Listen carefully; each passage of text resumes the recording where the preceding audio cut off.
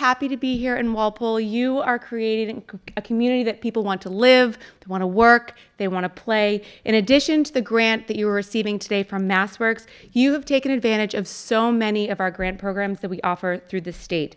During COVID, you pivoted and you opened all of your restaurants outside, and you had 2 shared streets and grants program for 9 restaurants to extend outdoor dining into fall and winter months. You also activated some of your underused public alleyways to create a safe and inviting connection. You also added 2 new multifamily housing buildings in your downtown. This added over 300 units between Main Street and the MBTA commuter rail station. In March, you were designated as a housing choice community. This recognizes all the progress that you've made in your dedication to housing production and sustainable development. In April, you were designated by the Department of Energy Resources as a green community because of your dedication to commitment and to clean energy and energy efficiency. Both of these designations are going to allow you to be eligible for even more grant programs. Lastly, you also were one of the 124 communities to tap into our Rapid Recovery Planning Initiative. It's very exciting. You worked with a consultant to come up to a plan on how to come out of COVID. I'll read what it says. You will be amplifying the growing momentum and seize a unique opportunity to enhance downtown Walpole as a beloved community destination and a gathering place. So it's amazing all the work that you're doing. We are so excited and look forward to continue to partner with you and all the great things that you are doing. And of course, all of this is made possible because of the hard work of your volunteers, your local leaders, your business leaders, and of course, the legislature, which we have a wonderful delegation here. This is probably more than any other community that we've been to in one of these announcements, which is very exciting. So I will introduce Senator Feeney to make a few remarks, introduce some others to make some remarks as well. Thank you.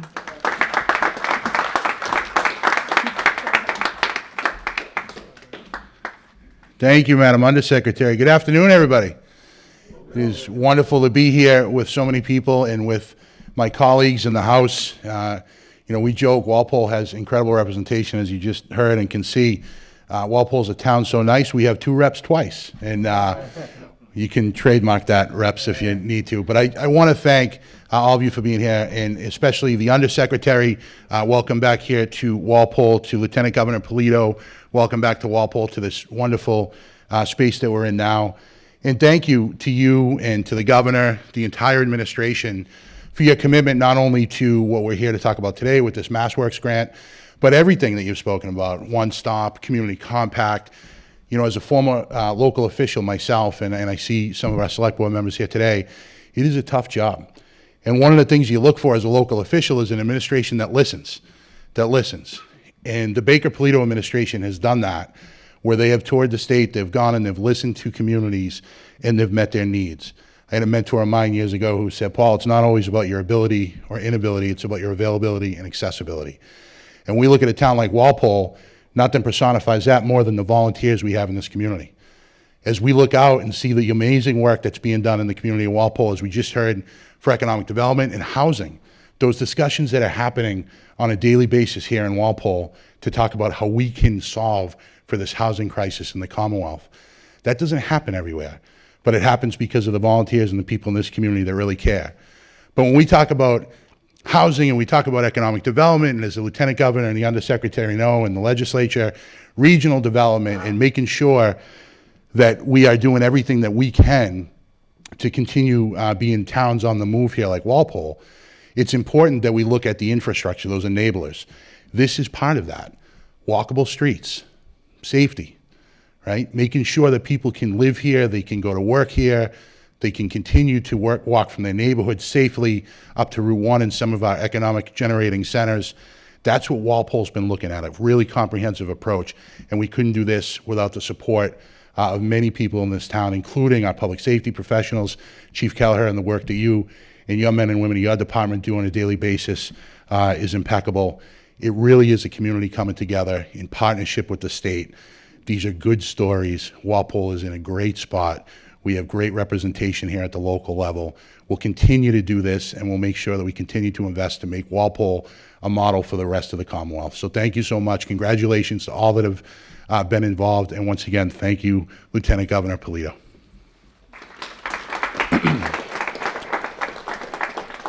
As I said, we have a great legislative delegation that I've had the pleasure of working with and learning from, and chief among them is Representative John Rogers, who is the dean of our delegation and has been a mentor to me and a great representative here in Walpole. Representative Rogers.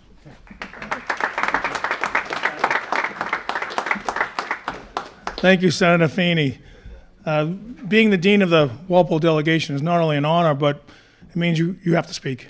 You have to speak on behalf of the House delegation. So, it's my honor to speak on behalf of Representative Paul McMurtry, Representative Ted Phillips, and Representative Sean Dooley. The governor, Lieutenant Governor Ashley mentioned the delegation. Senator Feeney mentioned the delegation.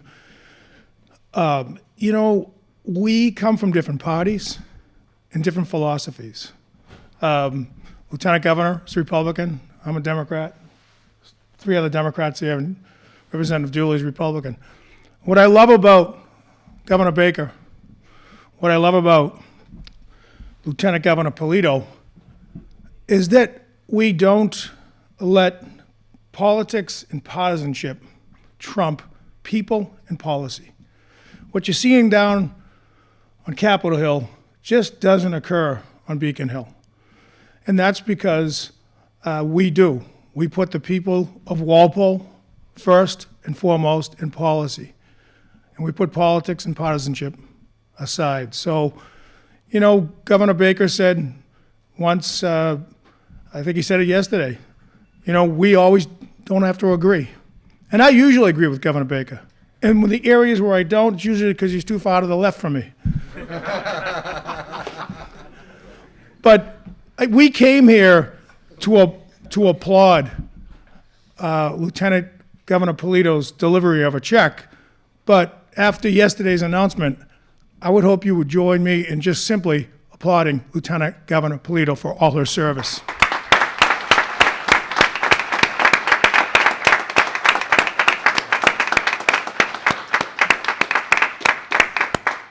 7 remarkable years, and I don't have to tell you, the last 2 years have been quite challenging, and she has led the Commonwealth together with her constitutional partner, Governor Baker, with a steady hand during tumultuous times. So it's a tough job anyway, but given the card that she was dealt, handled it with leadership, grace, and dignity, and we're all very proud of Lieutenant Governor Polito, and we're happy this day that she's bringing a check for, I think, $214,000, which, and I applaud all the local work that went into this grant request.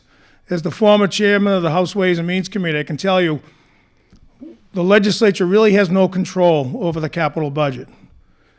We have more control, as the Constitution says, over the operating budget. But we, as a Commonwealth, we have a capital budget. And it's really up to the executive branch. It's really up to the governor and lieutenant governor to decide where that money goes and where it gets invested. And we can make requests on behalf of the town of Walpole where it goes. But we can't decide. And so that's why the delegation here is expressing gratitude to the Lieutenant Governor and Governor Baker for their wisdom in investing in the town of Walpole. And I go by that road every day, every morning. In fact, my job is to get my wife coffee every morning at Dunkin' Donuts. So she's a public school teacher, or whatever my 3 daughters want. Yeah. Look, the only house I ever voted in is the Massachusetts House of Representatives. It's all the women are in charge. So I go by that every day, and I see workers coming down from Route 1A, getting dropped off at the MBTA stop off of Washington Street, and then walking down Union Street, and 18-wheelers going by them as they're trying to get to their work and their jobs. So we talked about the importance of a sidewalk. It's yes, safety has to come first for these workers that are generating our economy and keeping us on the feet. And I want to applaud the Lieutenant Governor because it was a difficult decision that she and the governor made to say they're not going to run for re-election. They're going to spend 100% of their time, energy, and effort focusing on getting us out of this pandemic, post-pandemic recovery, making sure our kids are safe in school, and focusing on the challenge of the post-pandemic era. And that's so laudable, because so much emphasis these days is on politics. And I have no doubt, speaking politics, that they would be renominated, and no doubt whatsoever. You might have saw something in the press yesterday. No doubt. They've done an incredible job, working with the legislature, both in the Senate and the House. And like the governor always says, we don't always agree, but we're not disagreeable. And therein lies the difference, because we know that it's not about us, it's not about our jobs, it's not about the House or the Senate. Well, it's more the House than the Senate. But we put people first. And that's why our delegation is one of the strongest in the Commonwealth, because we don't let politics trump policy. And we certainly don't let anything trump people. And you are our bosses, and you are our constituents.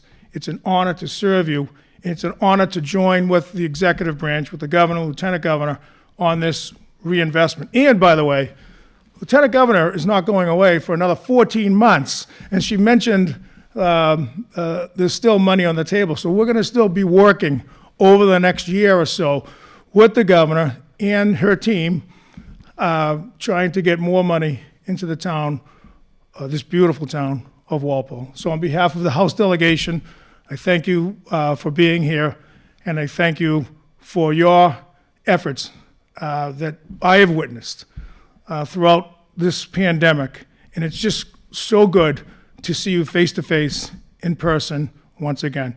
God bless you all.